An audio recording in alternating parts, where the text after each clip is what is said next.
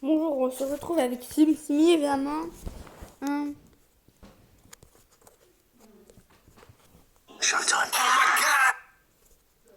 Parce que oui. Maman, mais putain, j'ai dû aller bouffer. Vous j'ai dû supprimer l'ancien épisode. Qu'est-ce que qui est jeune et qui attend? Je l'attends, évidemment.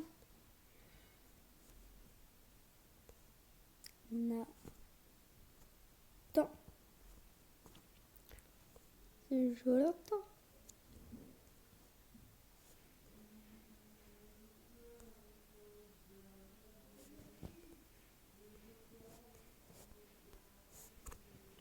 Non.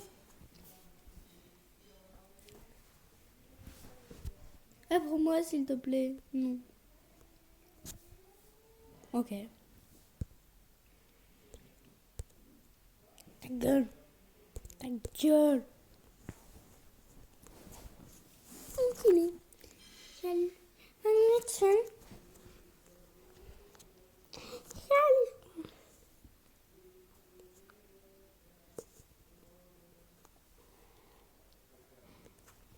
Côté.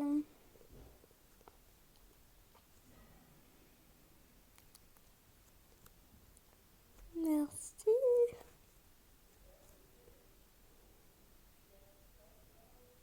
De rien, princesse.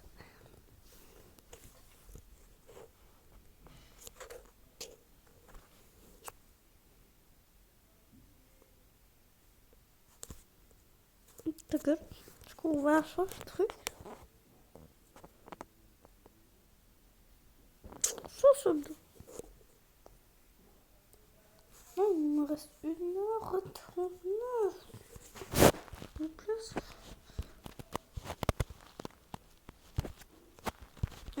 On peut sur les cas. Hier sur Camille.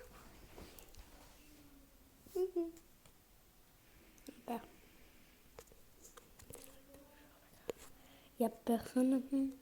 Absolument.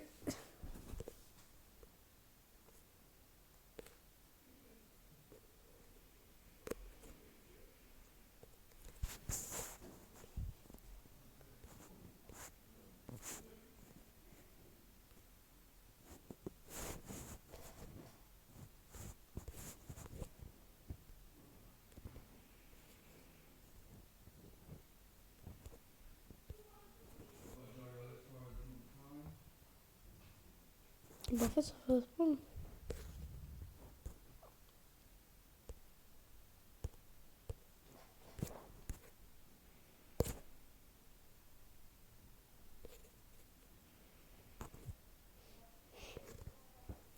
Alors, le staff est là.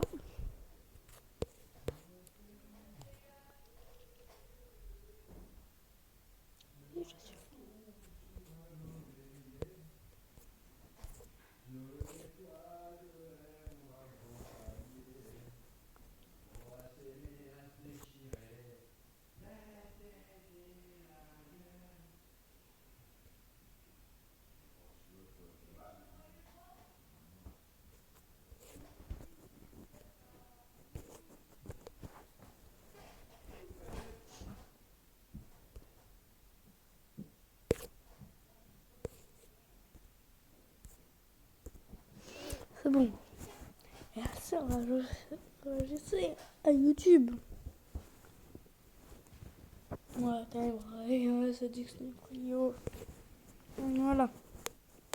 On a du son. Voilà. Non, on va pas faire comme ça. J'allais faire mon intro normal. Non.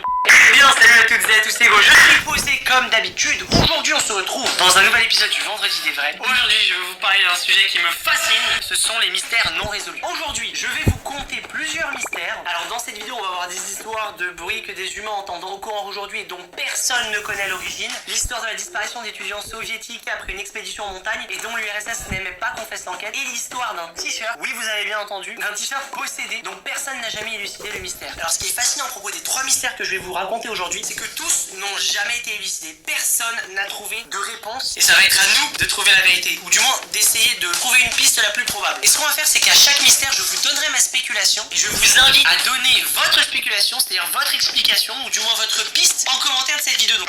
C'est parti pour la vidéo des mystères jamais élucidés. Je vais vous raconter mon histoire. Je ne vais toujours pas trouver la solution. À peu près en 2007, 2008, 2009, je devais avoir 8-9 ans. L'histoire de Hugo qui avait un super t-shirt. Je ne me rappelle plus si on me l'a offert, si je l'avais acheté. C'était un beau t-shirt qui était d'une couleur plutôt marron-grise. Il était uni mais il avait une certaine texture qui le rendait super stylé. Franchement, j'adorais ce t-shirt. T'as toujours un vêtement où quand tu le portes, t'es en mode right, la classe. Et ben moi à l'époque, c'était ce t-shirt. Je le portais très souvent. Mais par contre, il y a un truc qui revenait tout le temps. C'est qu'à chaque fois que je portais ce t-shirt, j'avais une petite merde. Ce genre de truc qui t'arrive dans la journée qui te fait lâcher un putain.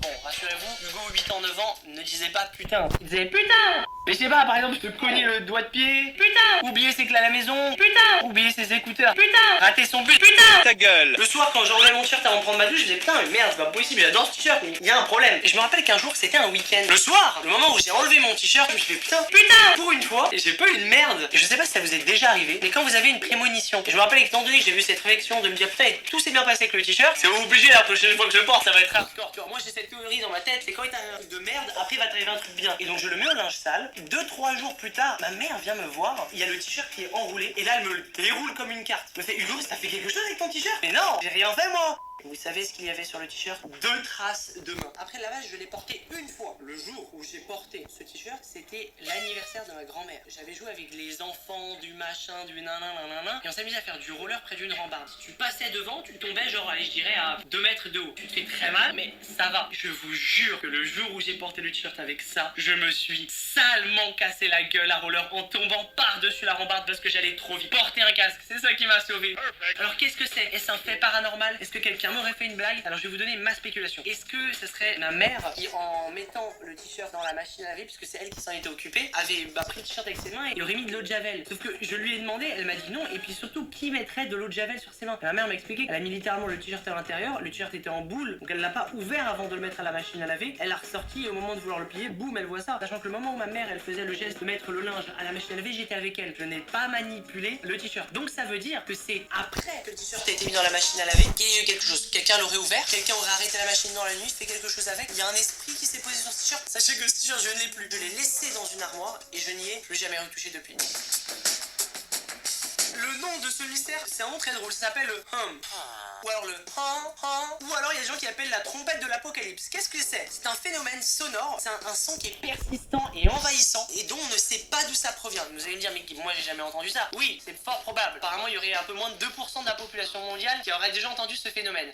Alors là, vous allez me dire, mais go, de quoi tu parles? Fais-nous écouter le bruit. Ok, je vous fais écouter une vidéo de quelqu'un qui a enregistré ce bruit.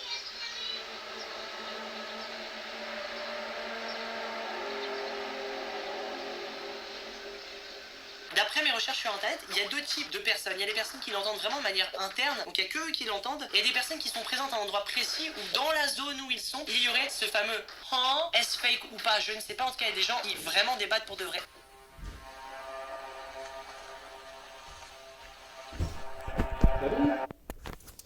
On va traîner. D'accord.